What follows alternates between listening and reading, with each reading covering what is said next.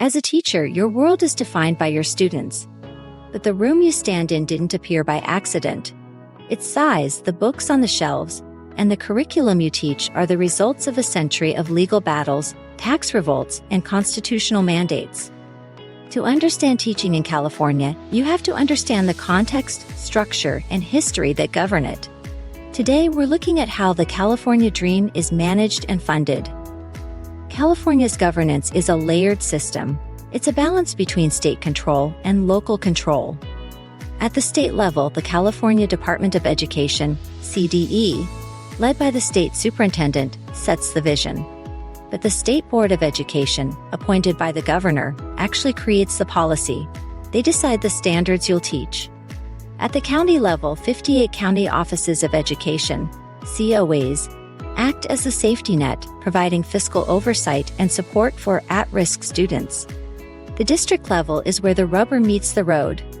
Locally elected boards of trustees hire superintendents and negotiate your contracts. Why this structure? California is too vast for a single top-down approach. However, this creates a local control tension. How do we ensure a student in Modoc County gets the same quality education as a student in Beverly Hills?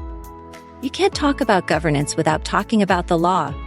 Long before Brown v. Board, California was the battleground for equity.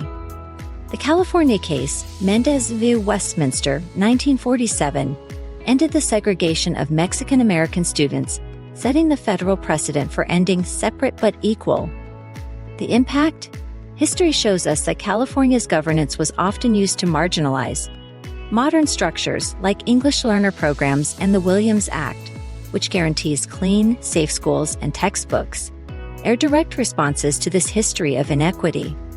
Now let's talk about the money. This is the most unique and controversial part of California education. Before the 1970s, schools were funded almost entirely by local property taxes. If you lived in a wealthy neighborhood, your school was a palace. If not, it struggled.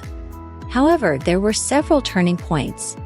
In the case, Serrano v. Priest, 1971, the case Supreme Court ruled that wealth-based funding was unconstitutional. Quality of education shouldn't depend on zip code.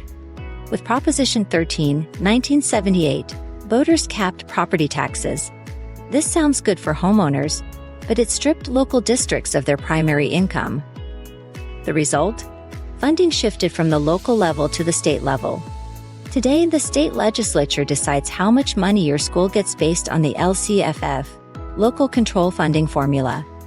Note for teachers: under LCFF, districts get supplemental and concentration grants based on the number of English learners, foster youth, and low-income students they serve.